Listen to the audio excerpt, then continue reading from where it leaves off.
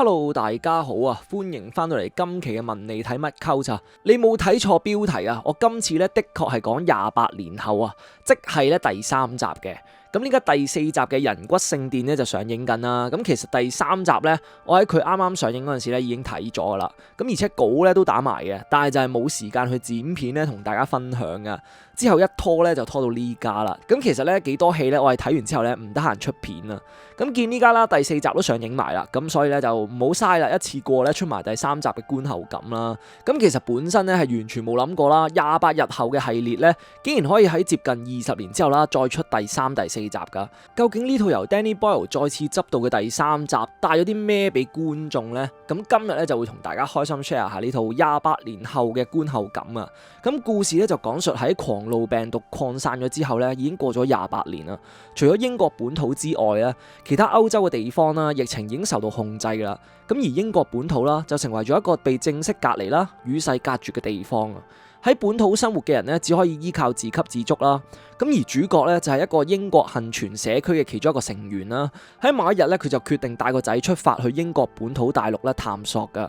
咁而故事咧就係隨住呢次嘅探索發生嘅一連串事件而展開噶啦。咁喺正式講之前咧，大家都記得俾翻個 like 啦，同埋訂閱呢個 channel 啦。咁我每個禮拜咧都會更新短片咧，同大家分享下遊戲、電影嘅評測、觀後感等等噶。每個禮拜亦都會固定直播啊。咁我呢啲蚊型 channel 咧，更加需要大家每一位嘅 like 咧推廣出去噶。多謝大家嘅支持啊！咁今次呢套28年後呢，雖然作為28日後同埋28週後嘅續集啦，咁但係算係唔使睇前作啦，都可以直接睇嘅續集嚟嘅。因為今次嘅時間線呢已經去到28年後啦，雖然仍然係講呢個嬲嬲病毒啊，咁但係故事嘅主角啦，以至社區呢都係全新嘅設定嚟嘅。咁而且今次呢套28年後呢，其實可以當一個新篇章咁樣睇啊。咁所以對於一個電影系列嚟講呢，佢係冇乜觀影門檻嘅。咁同埋今次呢套28年後呢，就並唔係一套傳統嘅喪屍電影嚟噶。至少喺娛樂性上面呢，我覺得作為一套喪屍片呢，佢並唔會令人得到娛樂上嘅滿足先啦。今次呢，並唔係用危機啦或者災難咧去做主導嘅，而係靠住角色嘅動機咧去為劇情推進咧同埋發展嘅。咁今集嘅故事就設為28年後啦，英國本土咧已經物是人非啦。電影前半段呢，用主角父子檔嘅視角啦出發嘅，探索28年後嘅世界啊。咁電影頭30分鐘咧，用呢一段嘅描述咧去代入咧，我覺得已經係做得幾有帶入感啊！特別係觀眾咧對呢個狂怒病毒肆虐咗28年後嘅世界咧，真係毫無概念啊！咁而我哋觀眾咧，亦都好似主角阿 Spike 咁啦，透過佢老豆帶住咧，重新體驗呢個28年後失去文明社會嘅英國本土。特別係佢哋一出閘離開島嶼嘅嗰一刻咧，喺佢哋不停踏步前進嘅同時咧，用咗英國詩人嘅一首詩啦，去襯托邁進之後嘅不安感啊！咁詩裏邊咧就描述緊英國士兵咧喺戰爭入邊了無止盡嘅行軍狀態啊，就好似墮入咗永恆嘅輪迴之中，係冇得休息、永不休止咁樣嘅，就好似詩入邊所代表嘅不安感一樣啦。真正嘅地獄咧，可能並唔存在魔鬼，有嘅咧只係不停行軍踏步嘅聲音。咁而當佢哋踏上本土大陸之後咧，亦都猶如詩中嘅描述一樣，永遠唔可以停止呢種步伐啦同埋警覺性。呢段越加不安嘅獨白，加上配樂同埋碎片化嘅畫面鏡頭咧，我覺得喺氣氛營造上咧係做得好出色嘅。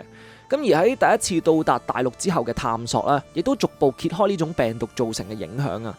因為28日後系列咧嘅憤怒病毒感染者咧，其實係同以往既定印象嘅喪屍咧定義上係有啲唔同嘅。憤怒病毒嘅感染者雖然都係會變成失去理智、攻擊性同埋侵略性極高，但係身體機能上咧仍然係人類嚟噶。同樣會因為飢餓啦而死亡嘅，而且並冇經過死而復生呢個階段噶。咁所以喺本質上呢，係同以往傳統印象中嘅喪屍咧係有一定嘅分別噶。咁而喺今集嘅28年後啦，即使疫情點變都好啦，電影都帶出咗咧生命啦，仍然係會揾到自己嘅出口噶。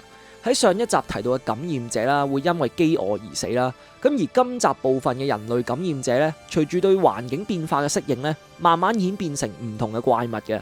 例如喺地上面緩慢爬行尋找食物嘅爬行怪啦，甚至係屍王嘅出現等等。而且基於感染者身體機能上咧仲係人類咧，今集係顯示咗感染者咧仍然有繁殖嘅能力噶。咁所以先會喺28年後啦，仍然有感染者嘅存在嘅。以上頭大半個鐘嘅鋪排咧，喺經過咗咁多年唔同嘅生存恐怖電影洗禮之後咧，雖然稱唔上好新鮮啦，但我自己覺得啦，仍然算係一個唔錯嘅引入嚟嘅。咁但係經歷完頭半個鐘嘅引入之後呢，喺後續故事同埋節奏上呢，就開始嚟咗個同前半段啦幾唔同嘅發展嘅。故事咧就講 Spike 啦，救母心切噶，加上對老豆嘅不信任咧，就決定帶老母啦出走嘅，去揾傳說中嘅醫生咧幫下手，睇下救唔救到佢阿媽噶。咁呢種脫離父親護蔭下嘅經歷咧，對於 Spike 嚟講咧，先係真正嘅成長嚟噶。雖然喺旁人嚟講啦，呢一種行為其實係好自私啦，好幼稚啊。因為 Spike 咧係連自己咧都並冇能力去保護好噶，竟然咧就貿然帶阿媽啦出發去呢個大陸咧揾醫生啊。不過咧呢種毫不成熟又帶住自我冒險嘅行為咧，其實先係青少年成長最常見嘅情況嚟嘅。咁而電影亦都喺呢度開始咧，慢慢轉變為哲理上嘅橋段表達為主啊。例如阿媽喺記憶錯亂嘅回憶中咧，會有對舊日嘅懷緬啦。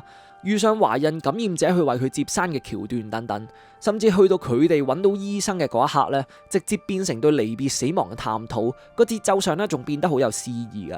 而且喺處理阿媽死亡嘅嗰一部分咧，就好似係為咗表達接受死亡啦同埋離別啦，而忽略咗情緒邏輯上嘅部分咁噶。因為我自己嘅代入感覺就係，任何人嘅至親有 cancer 都好啦，都應該唔會想佢哋突然之間咧被安樂死啊嘛。即使佢自己有呢個意向都好啦，起碼俾我陪伴多晚，作一個更好嘅道別啦，而唔係半推半強迫嘅情況下咧，連最後道別都係喺迷迷糊糊之下咁樣度過噶。加上主角只係一個10零歲嘅細路，上一秒仲攬住老母講愛啦，下一秒咧就已經變咗做頭骨啦。我相信大部分嘅人咧，如果醒翻之後見到親人嘅頭骨咧，得到嘅咧唔會係平靜，而係憤怒同埋後悔居多嘅。而除咗呢部分之外咧，電影入面咧都留咗好多零碎嘅伏筆啦。咁呢啲伏筆咧喺呢套電影入面咧並冇再詳細交代啊，可能係為咗下集鋪路啦。例如一開始細路 Jimmy 逃離嘅部分啦，直到故事結尾咧，觀眾先知道片頭嘅 Jimmy 咧原來唔係主角老豆啊，而係結尾嗰班嬉皮士戰隊嘅領頭人嚟噶。而且喺島嶼社群入邊咧，亦都有交代到啦，佢哋仍然係有自己嘅信仰嘅，例如聖徒使團成立嘅部分等等。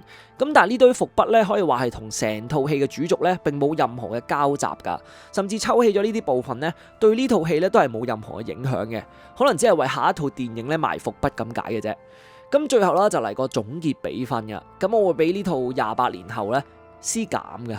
咁其實成套戲喺敘事手法上咧，我覺得都算好正常嘅，劇情推進咧亦都未去到好難接受啦。但係前半段同埋下半段嘅內容同埋節奏咧，係俾咗我一種割裂感啊！咁而且命題表達對我嚟講啦，亦都算唔上好新鮮啦，仲有種喺末日咧故意說教嘅意味啊！